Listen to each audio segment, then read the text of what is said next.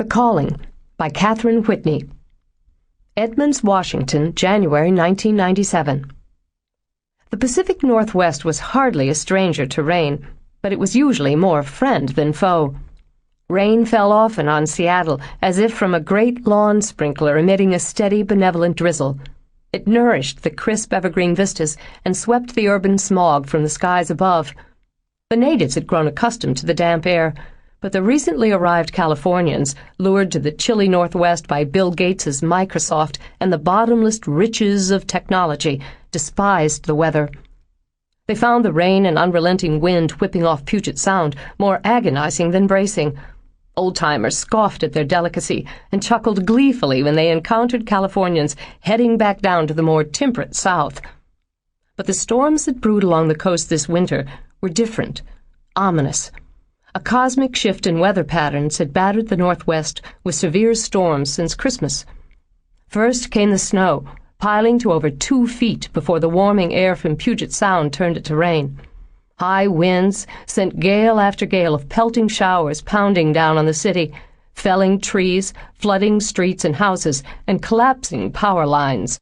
Interstate 5, the major highway connecting the western United States with Canada, had been barricaded at major points from Vancouver to Oregon because of rock and mudslides. Snoqualmie Pass, the mountainous egress east, was too dangerous to cross. Schools were closed due to rain, which was an unprecedented event for the children of Seattle.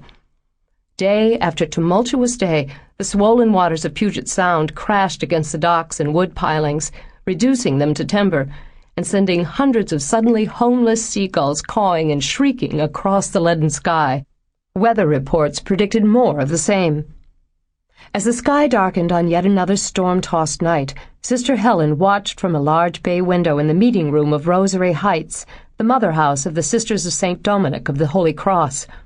The spacious gathering place had been the chapel in more populous times, but was now kept empty, reserved for lay retreats and community meetings.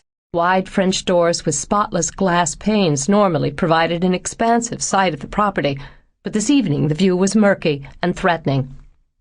Normally, Sister Helen would be serving dinner at a homeless shelter for women in downtown Seattle, but the lone road servicing Rosary Heights was flooded and blocked with a web of fallen branches.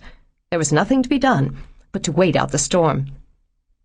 Rosary Heights stood on one of the most beautiful pieces of land in the Pacific Northwest. High on a bluff north of Seattle, overlooking Puget Sound, the main building was an imposing red brick English Tudor. Its 20 rooms featured imposing groupings of bay windows and an interior of sumptuously Sample complete. Ready to continue?